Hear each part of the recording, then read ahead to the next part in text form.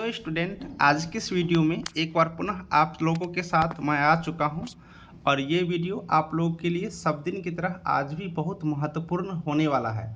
इस वीडियो के माध्यम से हम लोग जो बातचीत करने वाले हैं वो यहाँ पर देखेंगे जो बिहार तकनीकी सेवा आयोग के अंतर्गत जो यहाँ पर एएनएम की वैकेंसी जो निकाली गई है, ठीक है, इस वैकेंसी के बारे में हम एक दो पॉइंट आपको यहाँ से पूरी कंप्लीट जानकारी देंगे। जैसे कि अगर आप लोग बात करिएगा तो मैं यहाँ पर दो तरह की अभी जो समीकरण चल रही है उन दोनों तरह की समीकरण का मैं यहाँ पर आप लोग को यहाँ पर जानकारी अपडेट दूंगा। अब दोनों तरह के क्या समीकरण है, जैसे कि एक यहाँ पर आप लोग देख रहे हैं 2018 नियमावली के तहत सरकार ने यहाँ पर जो विज्ञापन निकाले थे उसी को यहाँ पर हाईकोर्ट अभी जजमेंट दी है कि 18 नियमावली के तहत किया जाए। बाकी 2023 नियमावली के तहत इन लोगों को यहाँ पर प्रक्रिया अंतिम चरण में है ना। अब यहाँ पर हम लोग जो बातचीत करने वाले हैं वो क्या बात करने वाले हैं, तो सबसे पहले हम लोग ये मान के चलते हैं 2023 को पहले देख लेते हैं। 2023 में अगर हम लोग देखते हैं तो आप लोग को मैं ये बता दूं इसमें तो सब कुछ हो चुका है, कितने लोगों को होना है ये सब कुछ फाइनल हो चुका है, किनका डीवी किया गया, कितने लोगों को होना है, ये सब कुछ तो सबको पता है, इसके बारे में बताने की कोई ज़रूरत नहीं है। इसलिए 2023 की कहानी यहाँ पर तो ख़त्म हो चुका है। लेकिन मामला यहाँ से उठ के आता है 2018 का। 2018 का मामला क्यों आता है, अब मैं आपको यहाँ पर बता दूँ 2018 का मामला क्यों आता है कि अब आप लोग को समझने की यहाँ पर ज़रूरत है, ठीक है। अब आप लोग को समझने की ज़रूरत है। मैं किसी का बुराई नहीं कर रहा हूँ, लेकिन मैं आपको एक बात बता दूँ। देखिए, कुछ चीज़ें ऐसी होती है जो लोगों को अच्छा नहीं लगता है तो मुझे बताते हैं, तो मैं चाहता हूं कि अगर मेरे माध्यम से उन लोगों को हेल्प हो जाए। जैसे कि आप यहाँ पर मैं देख रहा हूं कि कुछ जो यूट्यूब पे चैनल पर वीडियो बनाने वाले हैं, मैं खुद देखता हूं, दूसरे की बात भी सुना हूं लेकिन खुद भी देखता हूं, आप लोग देखे भी होंगे। बहुत सारे लोग अभद्र भाषा का प्रयोग कर रहे हैं, कुछ भी बोलते जा रहे हैं। तो ऐसे अभद्र भाषा का प्रयोग नहीं करना चाहिए।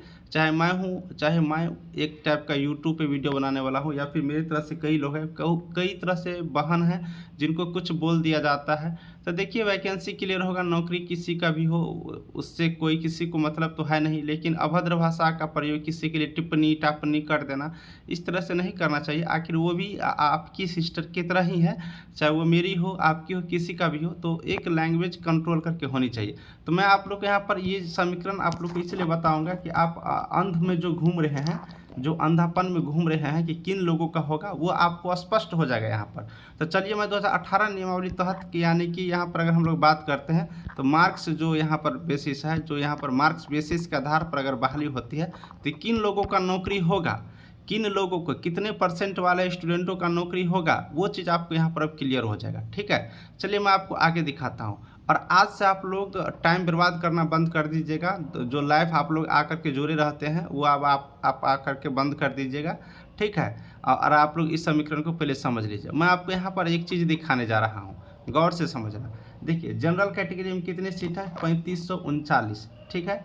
ईडब्ल्यूएस में कितना है, 868। एससी में कितना है, 2188। इस तरह से आपने सारा सीट यहाँ पर जो दिया हुआ है, एक ये भी देख लीजिएगा, जो दिव्यांग है उसमें 346 है। तो सारा सीट आपने यहाँ पर देख लिया, ठीक है। अब चलिए हम आपको समीकरण की तरफ ले चलते हैं। क्या मैं आपको समीकरण दिखाऊंगा, वो चीज़ आप लोग यहाँ पर देख लीजिए, ठीक है।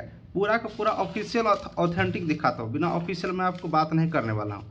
चलिए, अब यहाँ पर आप लोग एक चीज़ देखेंगे। क्या चीज़ देखेंगे, तो देखिए, अभी कुछ दिन पहले बीटीएससी काउंसलिंग ले रहा था ना, सबको मालूम होगा। उसका नोटिस वेबसाइट पर है, आप लोग देख लीजिएगा खोल करके, या फिर अगर नहीं मिले तो मुझे बताना, मैं आपको अगले वीडियो में दिखा दूंगा, ठीक है। जिनको नोटिस नहीं दिखा होगा हमको बताइएगा, हम नेक्स्ट वीडियो में दिखा देंगे। अब देखिए, बीटीएससी जो काउंसलिंग ले रही थी, तो इस काउंसलिंग में अगर आप लोग नहीं देख होंगे तो मैं आपको याद दिला देता हूँ। इसमें एक मतलब चरण बाय चरण काउंसलिंग लिया गया, फर्स्ट चरण, सेकेंड चरण, थर्ड चरण, इस तरह से काउंसलिंग लिया गया। तो पहला चरण में जो काउंसलिंग लिया गया, उस काउंसलिंग में किन को लिया गया, जो कैंडिडेट संविदा पर हो, ठीक है, जो कैंडिडेट, समझिएगा, गौर से समझिएगा, जो कैंडिडेट संविदा पर हो और जो कैंडिडेट के पास जीएनएम हो या फिर बीएससी नर्सिंग हो। जीएनएम कहिए या फिर बीएससी नर्सिंग कहिए, दोनों को एक ही चीज़ है, ठीक है। एक चीज़ इसलिए मैं बताया हूँ क्योंकि दोनों का जो मार्क्स है वो बराबर दिया जा रहा है, इसलिए मैं आपको बताया हूँ, ठीक है। तो संविदा प्लस जीएनएम लेकर चलते हैं। बीएससी नर्सिंग तो लोग कम ही किए रहते हैं, तो उसको छोड़ के चलते हैं, ठीक है। या फिर आप बीएससी नर्सिंग भी कर दीजिए, बीएससी नर्सिंग भी कह दीजिए, कोई दिक्कत नहीं है। अब यहाँ पर 3 यहाँ पर हो गया, संविदा या फिर जीएनएम बीएससी नर्सिंग, ठीक है। अब इन लोगों को जो काउंसलिंग लिया गया तो इनकी संख्या कितनी थी, इस बात को आप लोग गौर करिएगा। तो इनकी संख्या टोटल 4646 था। अब जिन लोगों को ये डाटा पता नहीं है वो लोग ये डाटा आप लोग नोट कर लीजिए, आप लोग को मिल जाएगा, ठीक है। 4646 कैंडिडेट है। अब यहाँ पर आप लोग खुद ही बुद्धि लगाइए, खुद ही दिमाग लगाइए। अगर बीटीएससी काउंसलिंग के आधार पर प्रक्रिया आगे करती है तो 4646 लोग जिनके पास संविदा वाले हैं, जीएनएम या फिर बीएससी नर्सिंग वाले हैं, इतने लोग हैं, तो इतने लोगों को नौकरी तो पक्की है, इतना तो समझ गए होंगे। क्यों? क्योंकि ये संविदा पे है तो इनको अलग से मार्क मिलेगा, जीएनएम या फिर बीएससी नर्सिंग है तो अलग से मार्क मिलेगा, प्लस वो एएनएम का जो कोर्स किए हैं उसमें तो उनको होंगे ही 80% से कम तो किसी का नहीं होगा। 80% तो मिनिमम हो ही जाता है, लोग को तो देखे हैं 90 भी, आगे दिखाऊंगा कितना कितना परसेंट है, वो भी मेरे पास डाटा है, ठीक है। तो इतने कैंडिडेट तो आप समझ गए कि अधिकतम मार्क है, जीएनएम संविदा है 4646, इतने लोगों को होंगे ही। चलिए अब आप लोग इस समीकरण को समझिए, तो अब आप लोग यहाँ पर जरा सा समझिएगा। 4646, ठीक है, यहाँ पर मैं लिख देता हूँ 4646। कौन लोग हैं यहाँ पर, कौन लोग हैं 4646? 4646 है ना। तो कौन लोग हैं 4646? तो यहाँ पर जो संविदा पर है और जो यहाँ पर जीएनएम या फिर बीएससी नर्सिंग है। अब इतने लोग का नंबर क्या है, नंबर मतलब हाई नंबर है, ज़्यादा नंबर होगा। अगर ज़्यादा नंबर होगा क्योंकि इसके पास एक्सपीरियंस है, जीएनएम है और प्लस एएनएम का है, जब ज़्यादा नंबर होगा तो ये लोग जनरल कैटेगरी में फाइट करेंगे, खुद समझिए।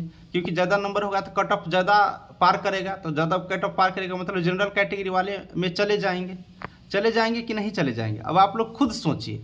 अब आप लोग यहाँ पर मैं आपको दिखाना चाहता हूँ ये बात कि अगर ये लोग जनरल कैटेगरी में जाते हैं तो जनरल में तो 3539 सीट है, लेकिन 4646 ऐसा कैंडिडेट है जिसके पास नंबर ज़्यादा है, तो 3500 सीट पूरा का पूरा इसमें से चला जाएगा। 3500 सीट जाने के बाद, ठीक है, 3500 सीट जाने के बाद कितना ऐसे कैंडिडेट बच जाएगा जिनके पास नंबर यहाँ पर ज़्यादा रहेगा। तो चलिए हम माइनस कर लेते हैं, इसमें से ऊपर वाले को माइनस करिएगा तो कितना होगा, 16 में से 9 जाएगा तो 7, और यहाँ पर ये हो जाएगा आपको कितना, 3 में से 3 जाएगा तो 0, और कितना हो जाएगा इधर 5 में से 6 में से 5 जाएगा तो 1, और 4 जाएगा, यानी कि 1107 ऐसे भी कैंडिडेट बच जाएंगे जिनका नंबर ज़्यादा रहेगा। आप लोग समझ गए होंगे, नहीं समझे होंगे तो बताइएगा, ठीक है। यानी कि ये 4000 ज़्यादा नंबर वाले हैं जिसमें से 3539 जनरल में है और इनका नंबर ज़्यादा है तो कट ऑफ ज़्यादा पार करेगा, तो इतने सीट ले लेंगे। उसके बावजूद भी 1107 कैंडिडेट बचेंगे। अब यहाँ पर आप लोग देखिएगा, ये जो 1107 कैंडिडेट है, ये कैंडिडेट में सारे जाति का लोग होंगे, सारे जाति का होंगे ना, सभी जाति का लोग होंगे, जनरल का भी होगा, ईडब्ल्यूएस होगा, एससी, एसटी, ईबीसी, ओबीसी, अत्यंत पिछड़ा, सारे कैटेगरी के लोग होंगे। अब सारे कैटेगरी के लोग होंगे तो जो जनरल वाले कैंडिडेट हैं, जो जनरल वाले होंगे उसका तो नहीं होगा, अगर इसमें होंगे तो नहीं होगा। क्यों नहीं होगा? क्योंकि जनरल का सीट तो ये लोग भर चुका है। अगर इसमें तो पहले वाले में भी सारे लोग हैं, सारे लोग होने के बाद 1107 बच रहा है, तो इसमें जो भी कैंडिडेट जनरल वाले होंगे उसका नहीं होगा। क्यों? क्योंकि जनरल का सीट तो फुल हो गया, बाकी कैटेगरी वाले में जनरल जा नहीं सकता है, तो जनरल की कहानी खत्म। तो अब आप लोग समझ गए होंगे किन लोगों को होना है। बाकी जो जनरल खत्म होने के बाद जो 1107 में जो सीट बचेगा जो कैटेगरी का, उस कैटेगरी में भर दिया जाएगा। अब इसमें तो हाई नंबर वाला है, तो हाई नंबर वाले जाएगा तो उतना सीट आपको पहले चला गया। तो इस बात को आप लोग समझ गए होंगे, ठीक है। अब यहाँ पर ईडब्ल्यूएस का सीट तो कोई नहीं लेगा, जो जनरल कैटेगरी के ईडब्ल्यूएस है वही लेगा, तो इसकी भी कहानी खत्म। उसके बाद देखिए एससी एसटी की मैं बात करता हूँ एक साथ। एससी एसटी में कौन लोग जाता है, जिनकी देखिए एससी एसटी में कौन, जो एससी एसटी जाति के होंगे उसका नंबर भी आप लोग समझ ही रहे हैं, इसके सीट में कोई नहीं जाएगा। इनकी जनसंख्या भी कम रहते हैं, है कि नहीं। आप लोग हर वैकेंसी में देख लीजिएगा एससी एसटी की कट ऑफ कम ही रहता है, क्योंकि उनकी संख्या भी कम रहते हैं, उनको नंबर भी कम आया रहता है। तो ये चीज़ हो गया।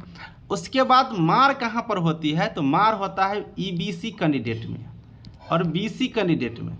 अब ईबीसी कैंडिडेट और बीसी कैंडिडेट में अगर आप लोग बात करिएगा तो आप लोग बताइए, जब ये सीट फुल है, ये सीट फुल है, उसके बाद देखिए स्वतंत्रता सेनानी का सीट फुल कर दीजिए, ठीक है। उसके बाद यहाँ पर मैं बता दूँ दिव्यांग 346 है, लेकिन बीटीएससी काउंसिल लिया था, टोटल काउंसिलिंग लिया था 650 का, तो ये भी सीट फुल है। तो कितने सीट बच गया भाई? तो सीट बच गया सिर्फ ये सिर्फ सीट बच गया है ना। तो ये 2400 और 1191, ये महिला वाला ये भी मिला दीजिए, ठीक है। तो बताइए, ये तो हो गया बीसी वाले सिस्टर का, ये हो गया ईबीसी वाले सिस्टर का। अब इसमें मार है, अब इसमें जो हम आपको बताए थे 1100 जो कुछ कैंडिडेट बच रहा था, 1107 कैंडिडेट यहाँ पर जो अब इसमें घुसे होंगे, क्योंकि इसकी संख्या ज़्यादा रहता है, तो कितना सीट बच जाएगा? कितना सीट बच जाएगा? अब आप लोग जो चिल्ला रहे हो कि भाई 32,000, अब बताओ ना कितने लोगों को नौकरी होंगे 32,000 में से?